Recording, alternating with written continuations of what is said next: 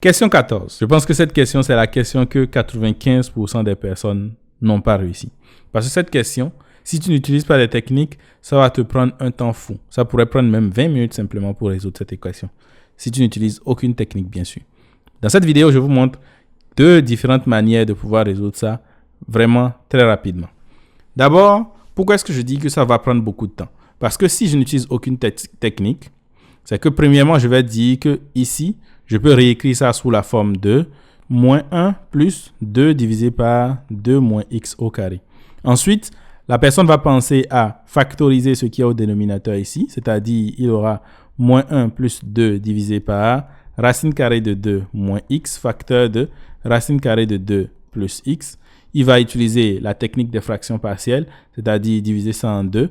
On aura donc moins 1 plus un certain a divisé par racine carrée de 2 moins x plus un certain b divisé par racine carrée de 2 plus x. Et il va résoudre ça de cette manière. Donc, cette première partie sera résolue comme ça. Bien sûr, ici, il faut trouver les valeurs de a et b. Et ensuite, il faut encore faire l'intégrale. Bien sûr, les ln vont apparaître et ainsi de suite. Ensuite, pour la seconde partie, c'est-à-dire cette partie qui est ici, j'aurai à calculer donc l'intégrale de racine carrée de 2x divisé par x plus 1. Donc, une méthode pour résoudre cela serait peut-être de poser que x est égal à tangente au carré de θ, parce que j'ai x au carré plus 1 qui va devenir sécante ou bien 1 sur cosinus carré. Et ainsi de suite, on pourra résoudre ça, la racine carrée va disparaître. En tout cas, ce serait très long, mais finalement, on va pouvoir obtenir cela. Mais comme je vous dis, c'est une méthode qui est très longue, qui demande beaucoup de concentration pour ne pas se tromper et tout. Mais je vous propose ici deux méthodes pour aller plus vite. On va commencer par la première méthode. Donc, méthode 1. Avant de montrer cette méthode, j'aimerais quand même poser que f de x est égal à x au carré divisé par 2 moins x au carré et que g de x est égal à racine carrée de 2x divisé par x plus 1. Qu'est-ce qu'on va constater? On va constater en fait que si jamais je veux calculer f de g de x, cela va me donner quoi? J'aurai au numérateur donc 2x divisé par x plus 1. Heureusement, on a le carré qui va faire partie de la racine carrée. Et au dénominateur, j'aurai 2 moins 2x divisé par x plus 1. Ce qui va donc me donner, après simplification, 2x divisé par x plus 1 multiplié par, ici j'aurai x plus 1 divisé par 2. Donc, quand je simplifie, j'obtiens donc comme résultat x.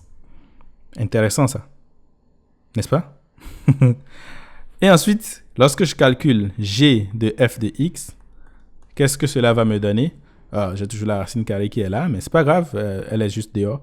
Donc, je vais remplacer x par f de x. Donc, j'aurai 2 fois x au carré divisé par 2 moins x au carré divisé par x au carré divisé par 2 moins x au carré plus 1.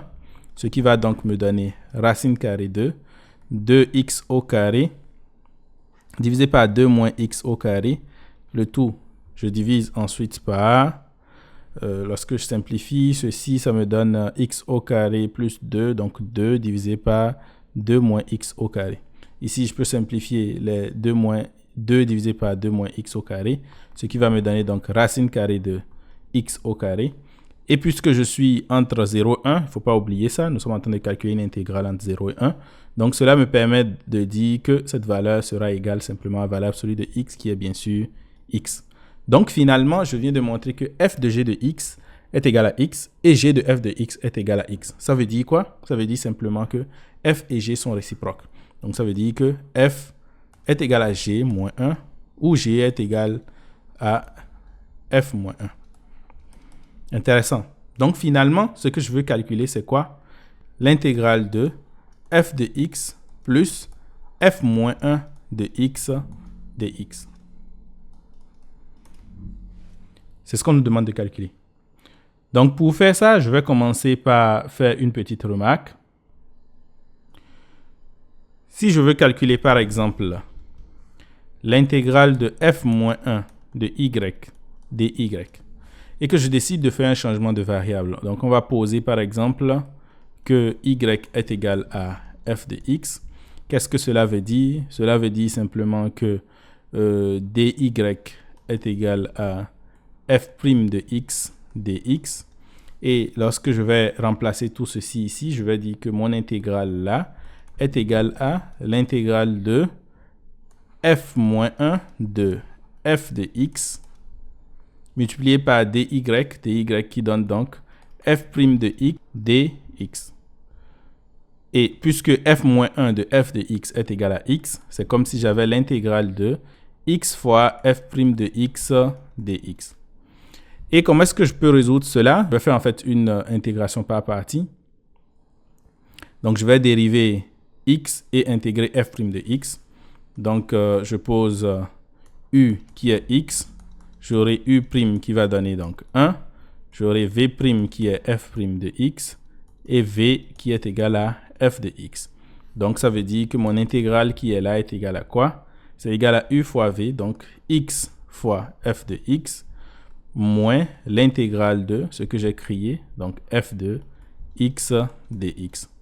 Finalement, ce que j'ai, c'est quoi? C'est que l'intégrale de f' de y dy, bien sûr, y ici, c'est une variable muette, donc je peux dire que c'est égal à simplement x fois f de x moins l'intégrale de f de x dx. Et donc, si je veux sommer cela, j'aurai que l'intégrale de f' de x dx, désolé, c'est pas f' de x, c'est bien f moins 1. f moins 1. Donc, j'ai f moins 1 ici et f moins 1, puisque c'est ce que j'ai calculé là. Donc, l'intégrale de f moins 1 de x plus l'intégrale de f de x dx est égale à x fois f de x. Bien sûr, il faut augmenter une constante. Mais ceci, je mets ça ensemble, c'est comme si j'avais plutôt l'intégrale de f de x plus f moins 1 de x, le tout dx, et c'est ça qui est égal à x fois f de x plus une constante. Bien sûr, ceci, c'est ce que nous avions ici. C'est ce que on cherchait à calculer, c'est la question. Donc, c'est ça qu'on cherchait à calculer. On a intégré ça pour n'importe quelle fonction f. Donc, finalement, si je veux faire le calcul sur 0, 1, j'aurai l'intégrale de 0 à 1 de notre fonction, donc f de x plus f moins 1 de x, le tout de x, est juste égal à intégrer ceci. Donc, c'est x, f de x que je prends entre 0 et 1, ce qui va me donner, bien sûr, f de 1. Et f de 1, c'est quoi? C'est 1 au carré divisé par 2 moins 1 au carré, ce qui me donne bien sûr 1. Donc le résultat, c'est 1. Pour la deuxième méthode, qu'est-ce qu'on va faire? Donc méthode 2. Bien sûr, cette deuxième méthode se base aussi sur le fait que les fonctions f et g en fait sont réciproques. Donc on peut aller rapidement avec ça aussi. Donc, en fait, ce qu'on va faire, c'est qu'on va essayer de représenter les différentes fonctions qui sont là. Je ne vais pas aller dans le détail de l'étude des fonctions, mais en gros, c'est que j'aurai f de x qui va me donner quelque chose comme ça et g de x qui va me donner quelque chose comme ça. Et bien sûr, l'autre chose que je vais remarquer, c'est que g de 1 est égal à 1 et f de 1 est égal à 1, g de 0 est égal à 0 et f de 0 aussi est égal à 0. Donc, ce qui me permet de dire exactement où est-ce que les deux fonctions vont se couper. Et bien sûr, étant donné que les fonctions sont réciproques, je sais que j'ai la première bisectrice qui sera ici. Excusez, je dessine vraiment très mal. Mais c'est pas grave. En fait, c'est juste de comprendre l'idée. Ce qui va se passer, c'est quoi? Si je fais un carré de côté 1,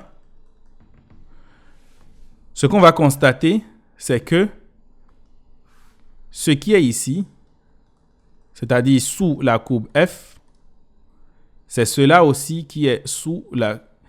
C'est ça qui est au-dessus de la courbe G. Ici.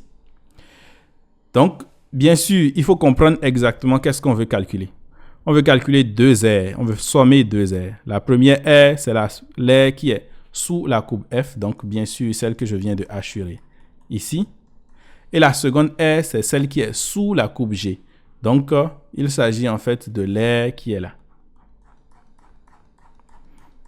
Donc, cette partie qui est ici a été prise deux fois. Mais ce qu'il faut remarquer simplement, c'est quoi? C'est que la partie en vert qui est en bas, en fait, c'est elle qui est également en haut ici. Comme c'est elle qui est en haut ici, ce qui va se passer simplement, c'est comme si j'avais calculé l'aire d'un carré de côté 1.